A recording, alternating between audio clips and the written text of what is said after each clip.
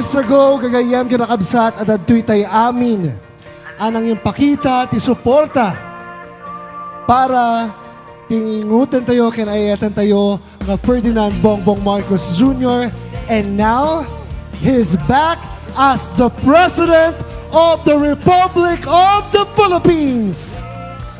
Ladies and gentlemen, His Excellency Ferdinand Bongbong Marcos Jr.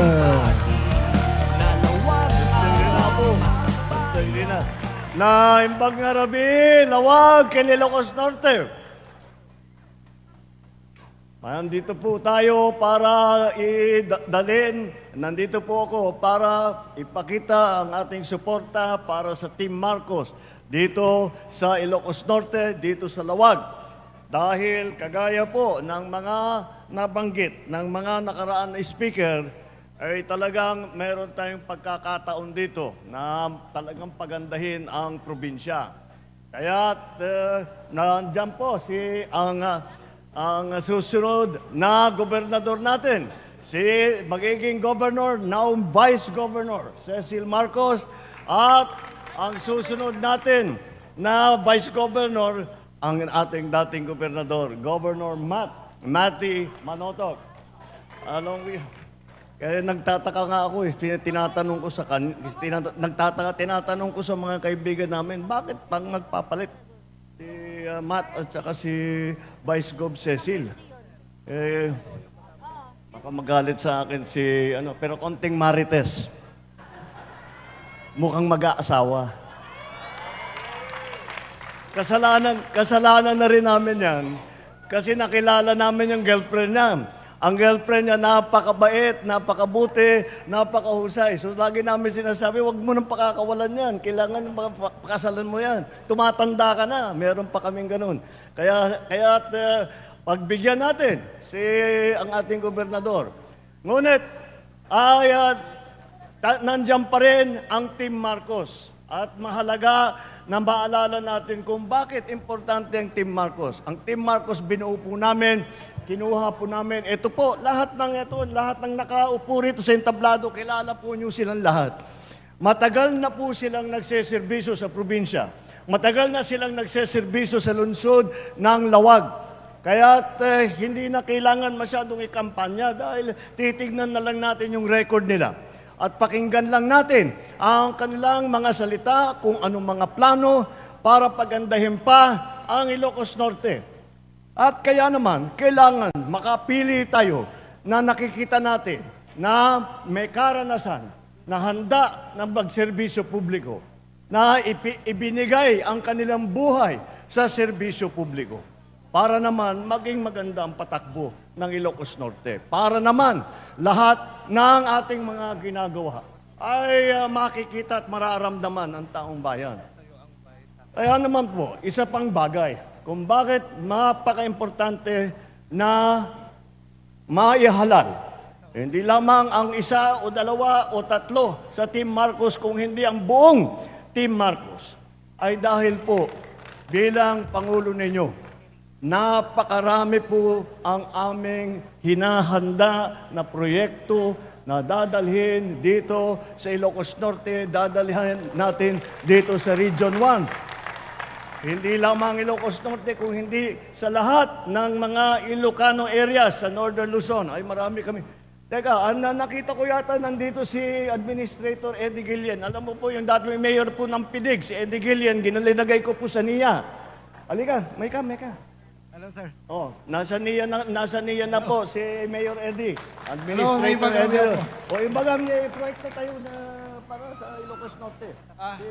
Dagiti proyekto tayo. Yes, sir. Actually, naimbaga na biyo na po. Dito Ilocos Norte ita, the project tayo, number 1, dito Inisaip, Ilocos Norte, Ilocos Sur Abra Irrigation Project. Nakadakdak ka lang ang project po, ngamang padanom, ti 2nd District, mostly 2nd District, pero may tatayo tayong 3 dam sa 2nd District, sir. Ito pong Nueva Era Dam, yung Madupayas, and then yung Tibangran sa may Bado. There. Bukod doon, sir, mayroon pa tayong sisimulan sa Kabakanan, dam sa Pagudpud naman. O, paliwanag mo yung contract farming na Okay. ginagawa ng NIA at saka ng Department of Agriculture. Okay, ito pong, dito yung contract farming kakabsat, dito yung sikat nga programa tayo. Dito yung pinang-produce tayo ti BBM Rice. Impakita tayo kada ito yung contract farming, nga mabalin tayo nga tulungan, dito yung apo nga taltalon, nga mayangat tayo ti paragbiagda nga kastay kayat ni Presidente. Ngem, mapalaka tayo ti presyo ti bagas, ngem matulungan tayo may may kantay na ti machineries, may kantay na ti rice processing system. Iso nga tuwang-tuwa ang ating mga farmers po, sir.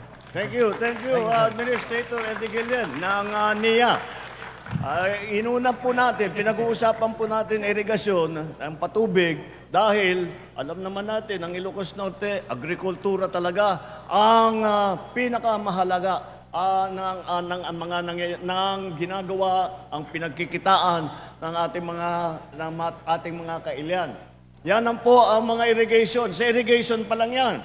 Marami po tayong ibang idadalhin dito. Meron po tayong pagagandahin natin yung sa healthcare system natin, sa ating pagpagamot, yung mga hospital, yung specialty hospital na dati ay hanggang Manila lang, ay magdadala po tayo dito sa atin.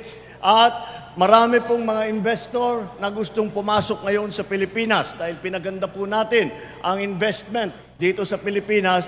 Ay siyempre hanggat maaari ay dadalhin namin lahat yan dito sa Ilocos Norte para magkaroon tayo ng trabaho, para magkaroon tayo ng mas magandang kita, para mas maganda ang lawag, para mas maganda ang Ilocos Norte.